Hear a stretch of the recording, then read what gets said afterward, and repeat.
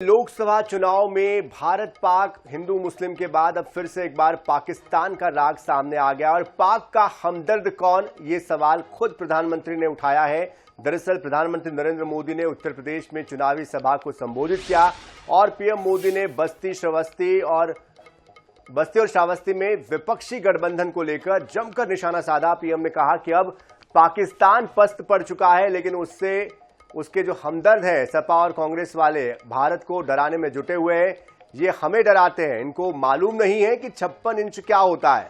उन्होंने कहा कि मैडम सोनिया ने अपने अध्यक्ष सीताराम केसरी को बाथरूम में बंद करवा दिया, फिर उठवाकर फुटपाथ पर फिकवा दिया और रातों रात खुद अध्यक्ष बन गई। पीएम मोदी ने आगे कहा कि सपा कांग्रेस के शहजादे दिन में सपने देखते हैं। पहले मैं ये बात सुना करता था कि 4 जून को यूपी की जनता इनकी नींद से इनको जगाने वाली है, तब ये ठिकरा ईवीएम पर फोड़ेंगे। कांग्रेस के शहजादे तो राम मंदिर पर सुप्रीम कोर्ट का फैसला पलटना चाहते हैं। ये राम मंदिर पर बाबरी ताला लगाने का सपना देख रहे हैं। ये रामलला को फिर से टेंट में भेजना चाहते हैं।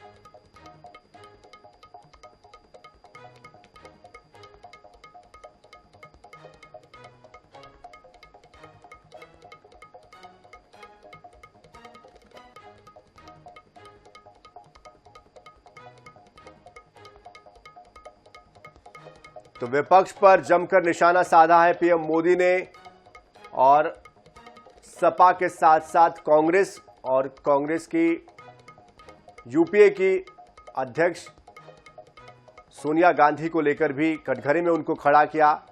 पाकिस्तान का भी जिक्र किया और कहा कि पाकिस्तान तो पस्त हो चुका है, लेकिन सपा और कांग्रेस जो यहां पर पाकिस्तान की भूमिका निभाते हैं वो सक्रिय हैं।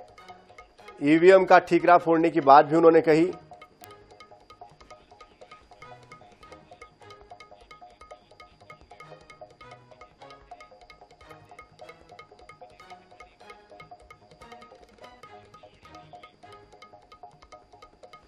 और इस बीच हमारे साथ सुरेंद्र राजपूत जी जुड़ चुके हैं, प्रवक्ता राष्ट्रीय भारतीय कांग्रेस से, और साथ साथ हमारे साथ बीजेपी से चिंतामणि मालवीय जी जुड़ चुके हैं, भाजपा के प्रवक्ता। आप दोनों का बहुत स्वागत है।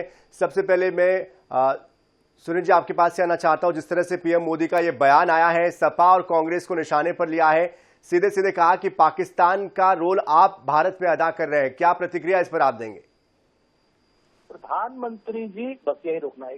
प्रधानमंत्री जी कहीं न कहीं अपना हार की हताशा से अपना परेशान हो चुके हैं, निराश हो चुके हैं और कहीं न कहीं संतुलन उनका बिगड़ गया है।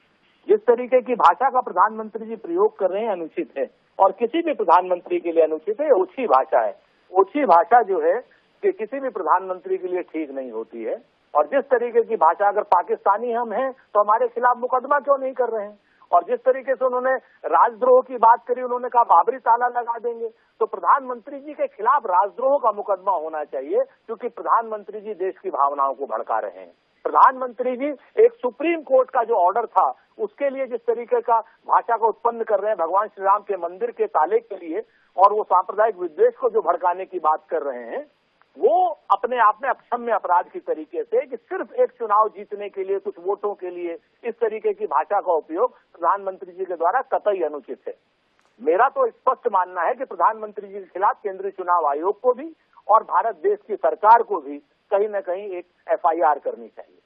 चिंतामणि मालवीय जी, क्या वाकई में मुद्दों की कमी पड़ गई है, इसलिए इस तरह की भाषा का इस्तेमाल करना पड़ रहा है? इस भाषण को आप कैसे देखते हैं? भले ही आपके सर्वोच्च नेता है, लेकिन फिर भी जिस तरह से मुद्दे होने चाहिए चुनाव में, हम देखते हैं कि इन दिनों मुद्दों से चुनाव भटकता दिखाई देता है।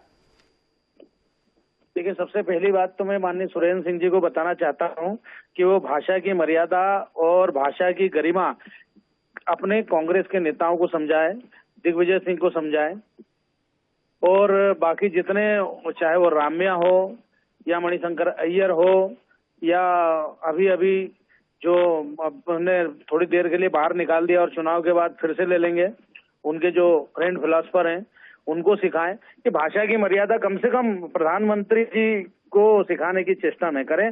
दूसरा मेरा निवेदन है कि आप भारत का इतिहास देख लो, आप इतिहास से आंख नहीं मूंद सकते। हर मौके पर कांग्रेस पार्टी और समाजवादी पार्टी पाकिस्तान के साथ खड़ी रही।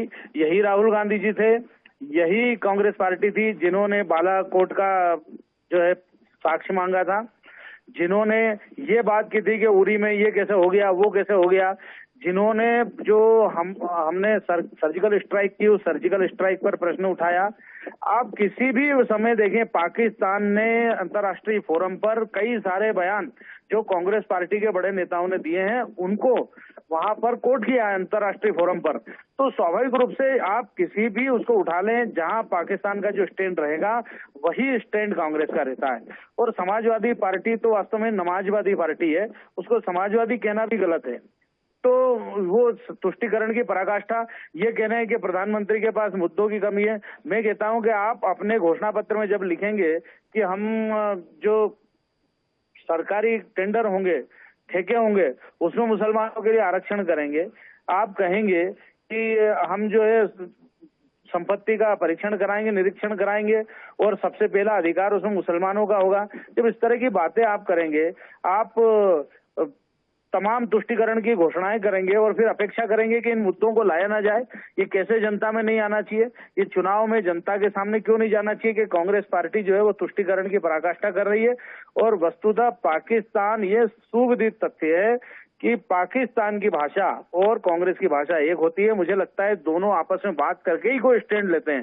इसलिए प्रधानमंत्री जी ने कोई गलत नहीं कहा कि जो कांग्रेस पार्टी और सपा समाजवादी पार्टी दोनों पाकिस्तान की समर्थक हैं और उनकी भाषा बोलती है। इसमें कुछ बुरा नहीं है, ये तथ्यात्मक है, ये पत्थर की लकीर है, ये कोई भी इसका परीक्षण कर सकता है। संक्षिप्त प्रतिक्रिया आपकी।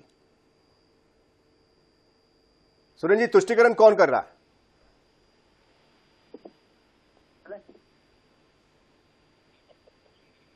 सुरेन जी, क्या सुन पा रहे हैं मुझे आप?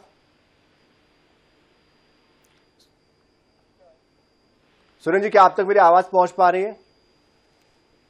चलिए, बहुत शुक्रिया आप दोनों का हमारे साथ जुड़ने के लिए। सुरेंद्र राजपूत हमारे साथ जुड़े थे और डॉक्टर चिंतामणि भी हमारे साथ जुड़े थे भाजपा से। आप दोनों का बहुत बहुत शुक्रिया।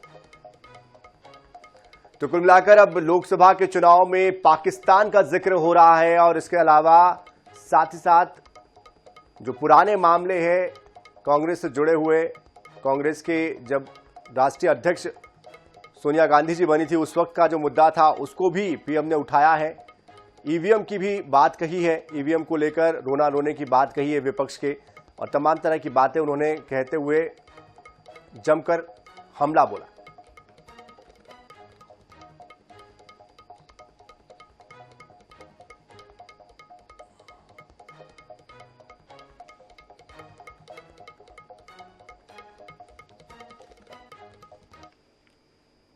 ये उत्साह ये साफ साफ बता रहा है कि सपा कांग्रेस का इंडी गठबंधन पूरी तरह ध्वस्त हो चुका है।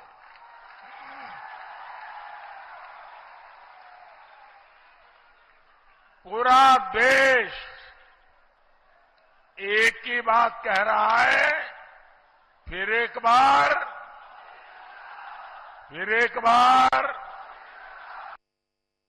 4 जून को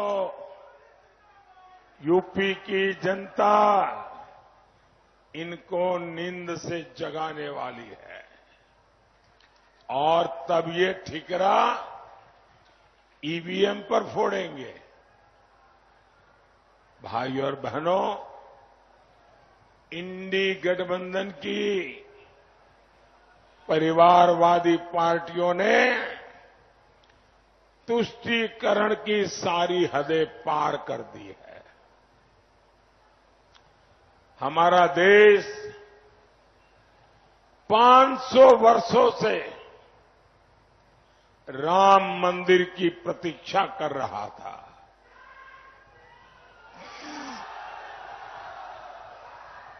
लेकिन ये इंडी वालों को राम मंदिर और राम से परेशानी है।